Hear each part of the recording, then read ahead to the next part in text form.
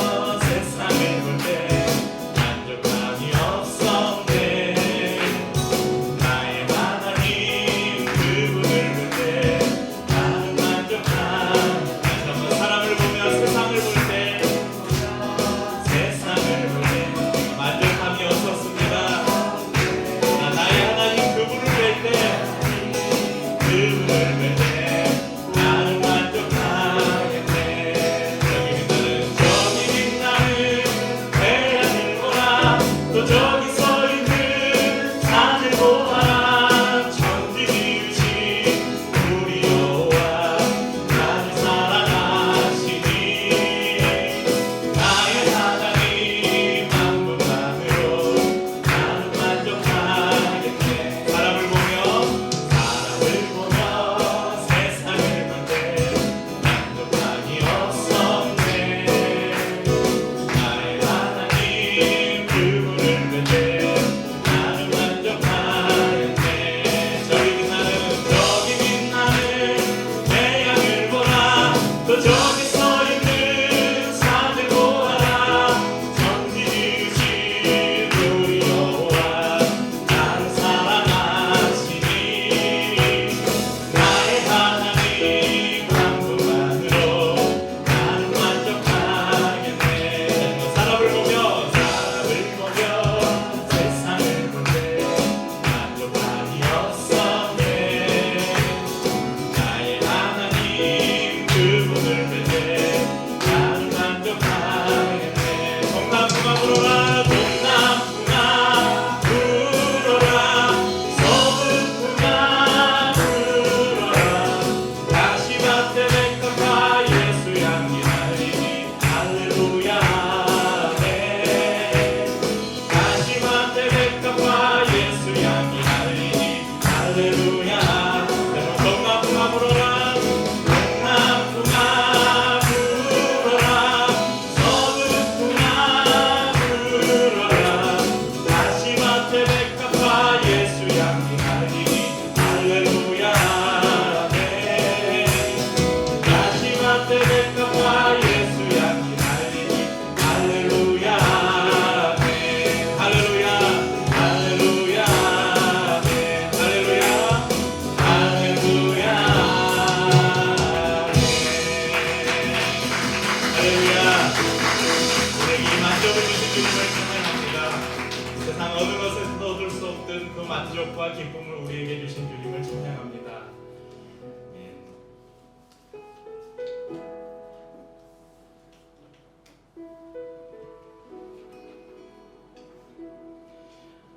제가 계속해서 요한계시록의 7교회를 나누면서 오늘 이 시대에 주님께서 우리에게 무엇을 요구하시는지를 계속 듣고 있습니다. 그 가운데 한 가지가 주님과 같이 우리도 거룩한 삶을 살도록 요구하신다는 것입니다. 오늘도 우리가 주님 앞에 예배로 나아가면서 우리의 마음을 주님 정금과 같이 씻어 주옵소서. 우리 안에 한 소망이 있는데 그것은 주님이 거룩하신 것처럼 우리도 거룩하기를 원합니다. 그럼 고백을 주님 앞에 드리십시다. 나의 마음을 정금과 같이 정결케 하소서. 나의 마음을 정금과 같이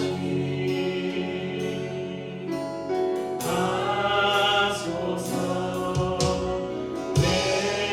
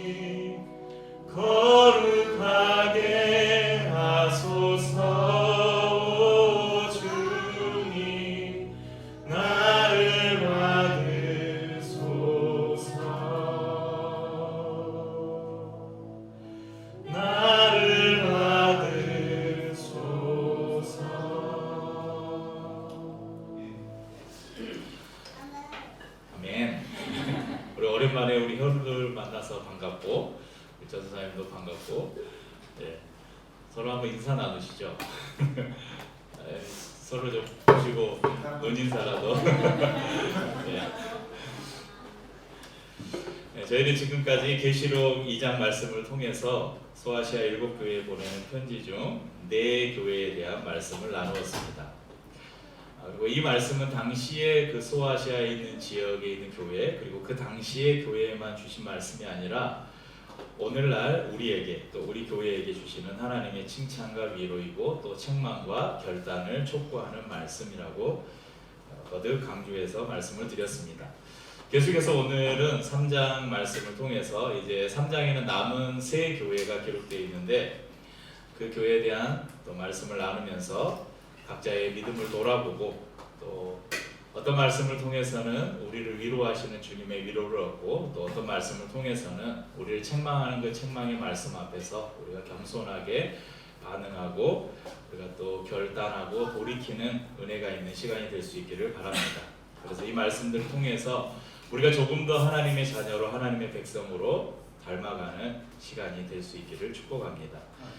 특별히 이전에 4교회에는 내부적인 문제도 있었지만 외부적인 핍박 그리고 이단 이런 위험 등이 있었던 것을 우리가 나누었습니다. 반면에 이제 앞으로 살펴볼 3교회는 주로 외부적인 핍박과 위협보다는 내부적인 문제를 안고 있었던 특징이 있습니다. 오늘 5번째 교회로 사대교회를 저희가 살펴보려고 합니다. 사대 지역이 어디에 있는지 위치를 한번 보겠습니다.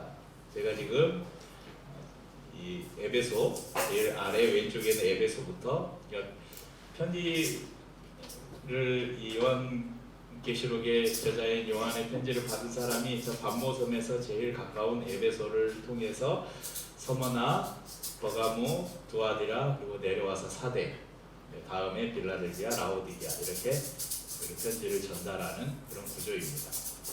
두아디라에서 아래쪽으로 좀 내려오면 48km 지점에 이 사대가 위치해 있습니다. 이 사대 지역의 특징은 삼면이 우리나라는 삼면이 바다잖아. 이 지역은 삼면이 깎아지는 절벽으로 된 천연 암벽으로 되어 있는 아주 철옹성 요새와 같은 지역이었습니다. 그래서 난공불락의 요새였습니다. 주전 1200년경에 형성된 도시로 부유하고 강력한 리디아 왕국의 수도이기도 했습니다. 이곳은 금이 많이 생산되어서 이 금화, 은화가 제일 처음 주조된 곳으로도 알려져 있습니다. 그러니까 여러분 금이 많으니까 이 도시가 어떻겠어요? 부자였겠죠. 부유했습니다. 그런데 이 사대가 2번 그 침략을 당했는데 첫 번째 침략이 그 페르시아의 고레스라는 주전 546년에 고레스에 의해 점령을 당했는데 아주 참 말도 안 되는 사건 때문에 이 성이 함락을 당하는 조금 이따 이야기를 하겠습니다. 그리고 이후에 또 그리스에 한번 점령을 당하고 그 후에 계속 로마의 지배를 받는 지역이 되었습니다. 거기에 더해서 주후 17년에는 엄청난 지진이 이 지역에 발생해서 도시가 완전히 초토화된 기록이 있습니다. 그래서 후에 로마의 아우구스투스 황제의 지원을 받아서 도시가 다시 재건되었지만 도시가 이제 예전의 그 명성을 회복하려고 우리 이 사대에 가이사의 신전을 지을 수 있게 허락해 주십시오 했는데 안 돼.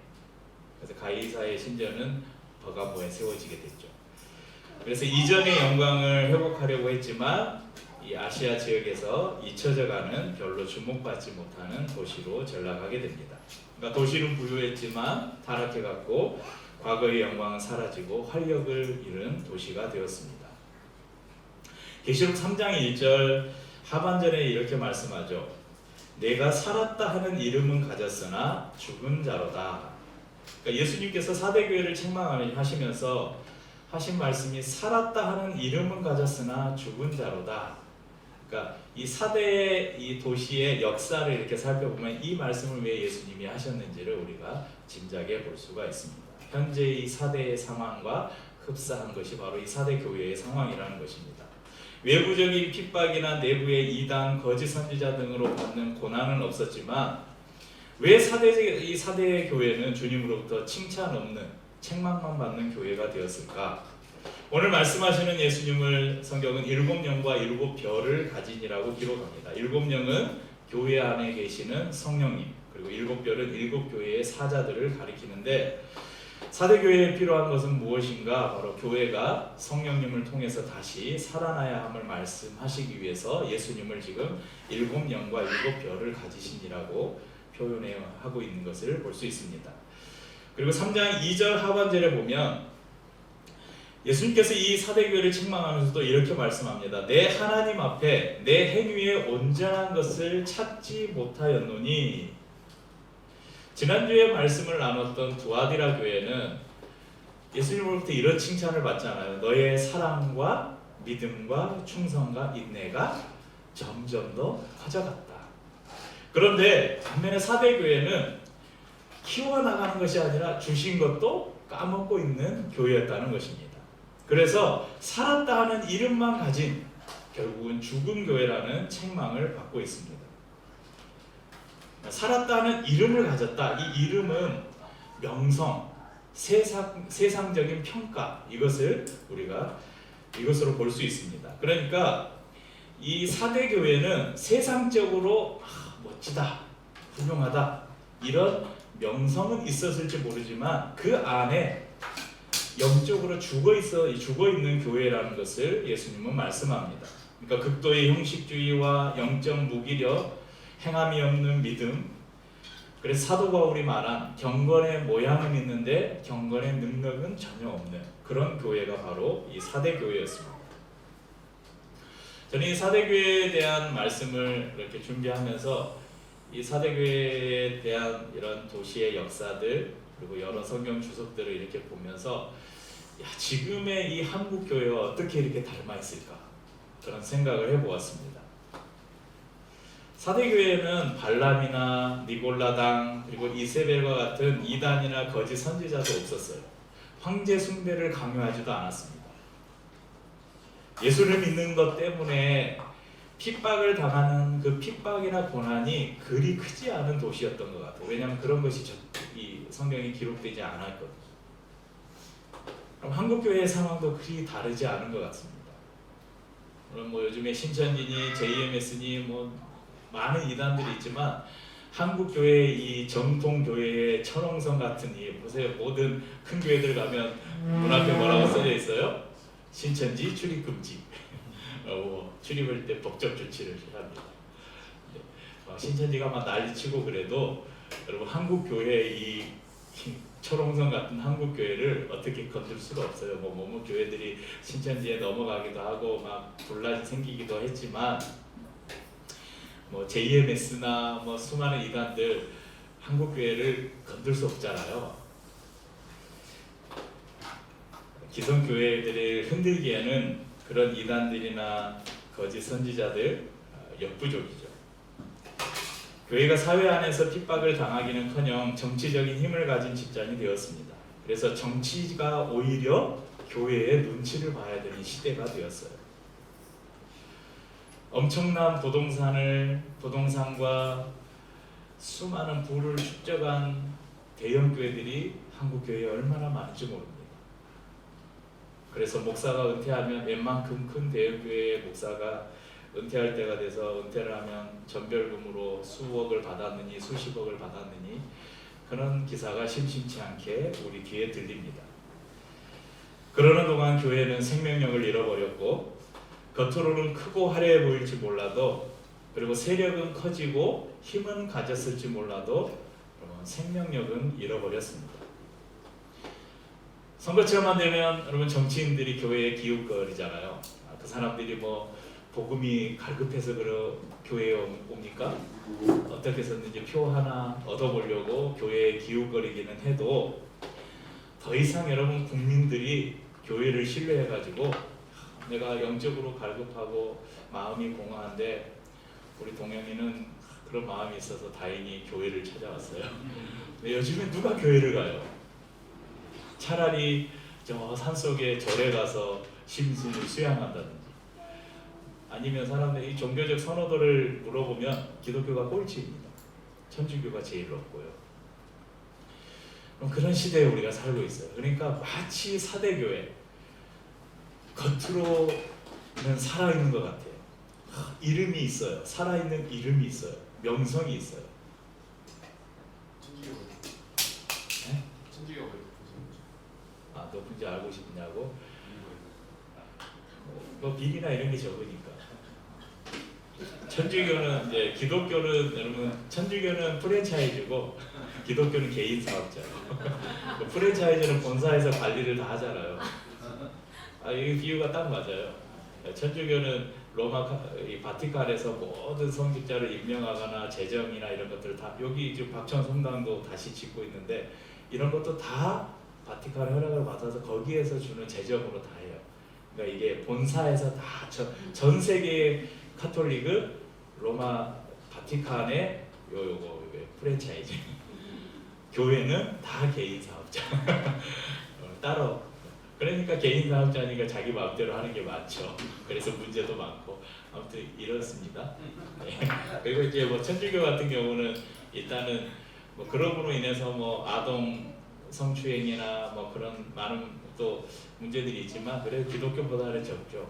왜냐하면 일단은 사제들이 결혼을 하지 않고 가정이 없으니까 그로 인한 또 생기는 뭐 천주교는 딱 거기에서 받는 생활을 다 책임져 주잖아요. 그러니까 뭐 부를 축적할 필요도 없고 자기의 생계를 위해서 뭘 해야 될 필요도 없고 그래서 사람들의 인식에는 천주교가 기독교가 예전에는 안 그랬어요. 예전에는 기독교가 굉장히 도덕적으로 더 우월한 위치에 있었고 그러는데 이제 시간이 가면서 그렇습니다. 옆으로 세버렸네. 어디 하다가 까먹었네. 네, 그러니까 한국 교회를 보면 지금의 상황이 참 이 사대교회와 그렇게 닮아 있다. 살았다 하는 이름은 가졌는데 화려한 명성은 있는데 지나다 보지 이렇게 여러분 차를 타고 지나다 보면 큰 건물도 보면 뭐 거의 10중 8구 다 뭐예요? 교회 건물이죠. 그 지역에 크고 화려한 건물도 보면 다 교회들이고 그런 시대에 우리가 살고 있지만 더 이상 우리는 이 사회로부터 교회가 정말 영적으로 능력이 있고 어떤 거룩함을 가지고 있고 그래서 뭔가 영적으로 사람들을 끌어당기는 매력을 더 이상 발산하지 못하는 그런 교회가 되어버렸습니다. 실상은 죽어있는 교회, 죽어가는 교회가 한국 교회가 아닌가 생각해 봅니다. 그런데 절망할 수밖에 없는 상황 속에서도 주님은 우리에게 소망의 말씀을 주십니다. 계시록 3장 2절 상반절에 보면요. 한번 같이 읽어보죠. 3절 2절입니다. 너는 일깨어 그 남은 바 죽게 된 것을 굳건하게 하라. 그럼 왜 굳이 사대교회에게 책망이 담긴 편지를 보냈을까?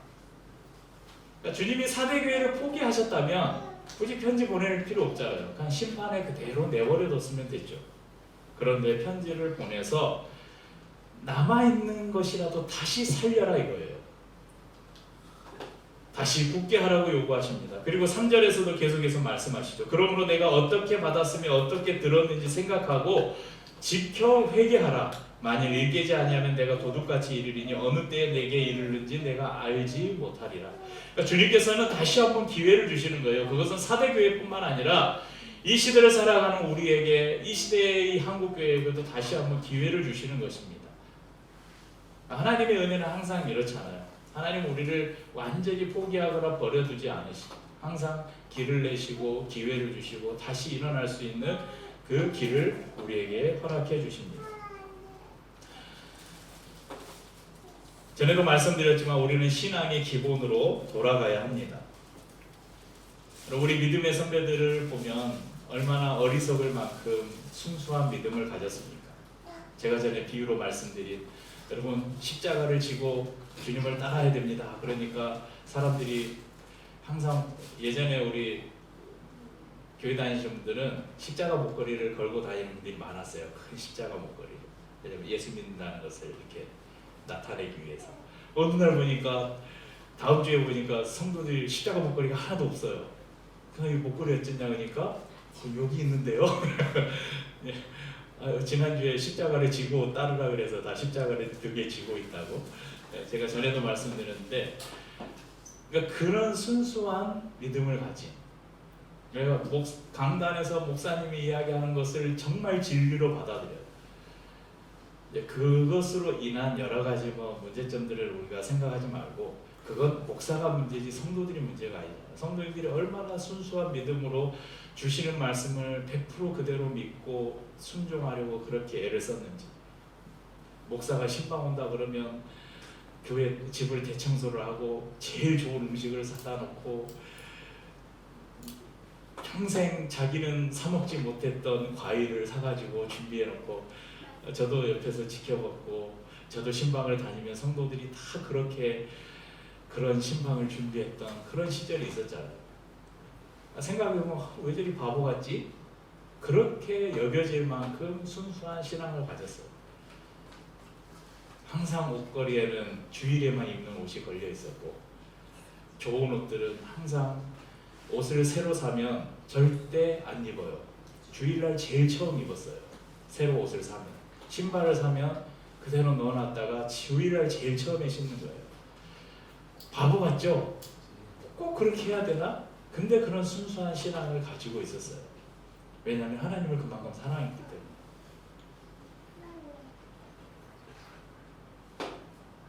근데 어느새 우리는 적절하게 세상과 타협하면서 믿음의 순수성과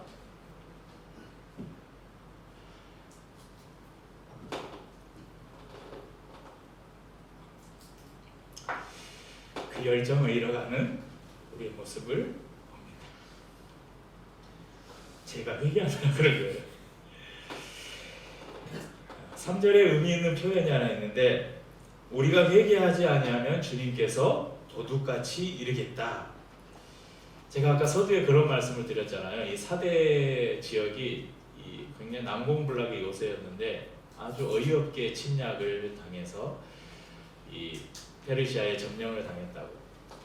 그러니까 한 병사가 높은 그 망대 위에서 투구를 떨어뜨렸어요. 그래서 투구를 떨어뜨려서 그 투구를 찾으려고 성문을 열고 나와서 투구를 찾아가지고 성문으로 들어가는 걸 페르시아의 그 잠복에 있던 병사들이 몰래 보고 그 길을 따라간 거예요.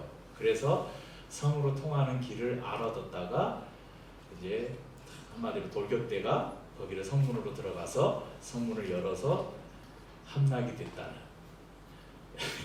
한 병사의 투구를 잘못 떨어뜨리는 것 때문에, 그리고 그걸 주우러 나오는 것 때문에 이 난공불락의 청성이 점령됐다는 그런 웃지 못할 이야기가 있습니다. 그러니까 이런 실수 때문에, 이런 안일함 때문에 여러분이 언제 들이닥칠지 모를 적군이 들이닥친 거예요. 무기력한 신앙생활, 안일한 신앙생활에 빠져 있을 때 우리는 주님이 언제 우리에게 오실지 알지도 못하고 우리는 그렇게 주님을 맞이할 수 있다는 그 경고의 말씀을 오늘 이 구절을 통해서 우리에게 주시는 것입니다. 비록 책망만 받은 사대 교회였지만 그 안에 주님이 남겨주신 소망이 있었습니다. 4절을 한번 같이 읽죠. 그러나 사대에 그 옷을 더럽히지 아니한 자 몇 명이 내게 있어 흰 옷을 입고 나와 함께 다니리니 그들은 합당한 자인 영고라. 비록 다수의 성도들이 생명력을 잃어버리고 겉모습만 남은 신앙인으로 살았지만 몇 사람의 영적 순결을 지키는 사람이 있었다고 성경은 기록합니다. 여러분, 옷은 신분을 상징하는 것입니다. 그리고 더럽혔다는 것은 죄를 상징하는데, 옷을 더럽히지 않았다 이 말은 죄를 가까이 하지 아니하고 거룩함을 지켜 하나님의 백성으로서의 신분을 지키며 그 정체성을 지키며 영적 정절을 지키며 살았다는 말씀입니다. 저는 절망적인 한국교회의 상황 속에서도, 그러니까 지금 이걸 보면 한국교회는 망했다, 소망이 없다 이렇게 이야기하지만 저는 그 가운데서도 소망이 있어요. 제가 믿기는 이 한국교회 안에도 이 믿음의 순수성을 지키면서 하나님의 거룩함을 지켜가는 숨겨놓은 하나님의 백성들이 많이 있다고 믿습니다. 그리고 지금 저와 이 자리에 함께한 우리 성도님들이 오늘 성경이 기록한 옷을 더럽히지 아니한 자 중에 한 사람이 되기를 간절히 바라고 축복합니다. 이사야서 6장 13절에 이렇게 기록합니다. 그 중에 10분의 1이 아직 남아있을지라도 이것도 황폐하게 될 것이나 밤나무와 상수리 나무가 배임을 당하여도 그 그루터기는 남아있는 것 같이 거룩한 씨가 이 땅에 그루터기니라 하시더라. 그러니까 이스라엘이 완전히 황폐화되고 다 무너질지라도 여러분 나무를 잘라내면 잘라낸 나무는 죽잖아요. 그런데 그 잘라낸 나무 밑둥을 우리가 그루터기라고 하죠. 그루터기에는 순이 자라요. 그것처럼 이 땅에 하나님께서 그 그루터기를 남겨주시겠다는 거예요. 거룩한 씨를 남겨두시겠다고 약속하셨습니다. 열왕기상 19장 18절에는 이렇게 말씀합니다. 그러나 내가 이스라엘 가운데에 7,000명을 남기리니 다 바알에게 무릎을 꿇지 아니하고 다 바알에게 입맞추지 아니한 자니라. 이스라엘이 타락해서 모든 사람들이 우상을 섬기고 바알 신상 앞에 가서 절을 할 때 그것을 거부하고 나는 이 믿음을 지키겠다고 결단한 7,000명을 남겨주셨다고 성경이 기록하고 있습니다. 사사기 7장 7절에는 이런 말씀이 있습니다. 여호와께서 기드온에게 이르시되 내가 이 물을 핥아먹은 300명으로 너희를 구원하며 미디안을 내 손에 넘겨주리니 남은 백성은 각각 자기의 처소로 돌아갈 것이니라 하시니. 여러분 기드온이 미디안과 전쟁을 하는데 나팔을 불어서 이스라엘 백성들을 소집할 때 몇 명이 모였냐면 32,000명이 모였습니다. 그런데 너희가 미디안과 전쟁에 두려워하는 사람들은 다 집으로 돌아가라 하니까 22,000명이 돌아갔어요. 그럼 몇 명이 남았습니까? 10,000명이 남았어요. 너무 많다. 이 사람을 데리고 미디안을 치면 사람의 힘으로 미디안을 이겼다 할까 한다. 하나님이 또 한 가지 방법을 주시더 이 사람들을 데리고 냇가에 가라. 그리고 그들에게 물을 마시게 하라. 어떤 사람들은 냇가에 가자 목이 마르니까 여러분 목이 엄청 마르면 어떻게 하겠어요? 달려가서 무릎을 꿇고 얼굴을 쳐박고 물을 마시죠. 그런데 300명은 어떻게 물을 마셨냐면 사두 경계를 하면서 손으로 물을 떠서 이렇게 핥아먹었다. 무릎을 꿇지 않고 무릎을 꿇고 물을 마시지 않고 손으로 물을 떠서 핥아먹은 300명만 데리고 미디안으로 가라. 그 300명만 데리고 미디안을 물리쳤습니다. 유명한 기드온의 300용사예요. 하나님은 오늘 우리의 시대에도 이 그루터기 같은 거룩한 씨를 남겨두시고 바알에게 무릎 꿇지 않는 7,000회를 남겨두시고 기드온의 300용사 같은 믿음으로 살기를 결단한 사람들을 이 시대에도 남겨주셨음을 우리가 믿습니다. 오늘 마치 사대교회에 옷을 더럽히지 않은 몇 명을 남겨두신 것처럼 하나님은 이 시대에도 그런 하나님의 사람들을 남겨두셨습니다. 성도님들 요즘 시대 어렵다 해도 밥 굶는 사람 있으세요? 혹시 한 3일 밥을 못 먹으신 분 있으세요? 자발적 금식 말고 정말 먹을 게 없어서 3일 말고 그냥 배가 안 고프고 내가 다이어트를 위해서 음식을 끊는 거 말고 정말 너무 배가 고픈데 밥을 한 끼라도 못 먹으신 분 한 분도 없으시죠? 여러분 편안히 누울 집이 있고 요즘은 날씨 너무 더운데 에어컨이 없으신 우리 혹시 성도님 가족이 있으면 죄송합니다. 근데 다들 에어컨 틀고 지내시잖아요. 시원하게 매일 오늘은 뭐 먹을까 고민하면서 메뉴를 바꿔가면서 밥을 먹고 가끔은 외식도 하고 TV, 영화, 스마트폰, 스포츠, 여행, 취미생활 등 우리 주위에는 너무나 재밌는 게 많아요. 그렇잖아요. 어제도 우리 기아 야구를 보면서 기아가 이기니까 4연승을 하니까 너무 기분이 좋아요. 너무 즐겁잖아요. 우리 주위에는 이렇게 하나님 아니어도 예수 믿는 것 아니어도 우리를 즐겁게 하는 것들이 너무 많아요. 그래서 굳이 예수를 믿는 것, 신앙생활에 우리의 목숨을 걸지 않아도 우리가 행복한 삶을 살 수 있을 것 같은 유혹들이 많은 시대에 우리가 살고 있습니다.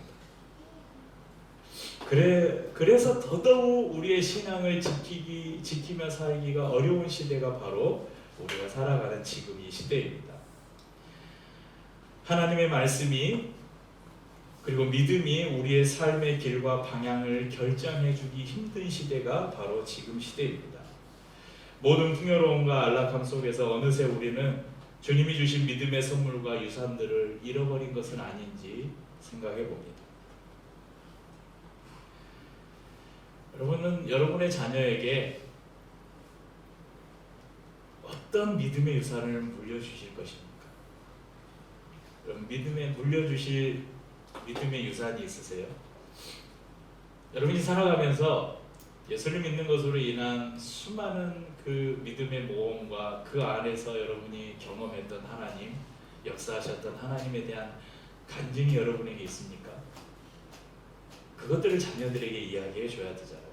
성경에 이렇게 기록되어 있다 이거 말고요. 내가 성경에 있는 이 말씀대로 살았더니 엄마에게도 아빠에게도 이런 일이 있었다고 여러분 이야기해 줄 수 있어야 되잖아요. 그렇지 않으면 우리의 다음 세대들은 다 이 성경을 그냥 하나의 역사책, 신화 이것으로 그냥 치부할 수밖에 없는 시대가 분명 올 것입니다. 다시금 잃어버린 것을 회복하는 은혜가 있기를 축복합니다. 현실의 안주에서 영적 생명력을 잃어버리지 말기를 바랍니다. 교회의 교회다움과 성도의 성도다움을 회복할 수 있기를 간절히 소원합니다. 그렇게 할 때 주님이 우리에게 약속하시죠. 5절 말씀처럼 이기는 자는 이와 같이 흰 옷을 입을 것이요 내가 그 이름을 생명책에서 결코 지우지 아니하고 그 이름을 내 아버지 앞과 그의 천사들 앞에서 시인하리라. 이 믿음의 싸움에서 이기는 자들에게 흰 옷을 입혀주십니다. 옷은 신분의 상징이라고 말씀드렸죠. 특별히 성경 요한계시록에는 이 흰 옷이 여러 번 등장합니다.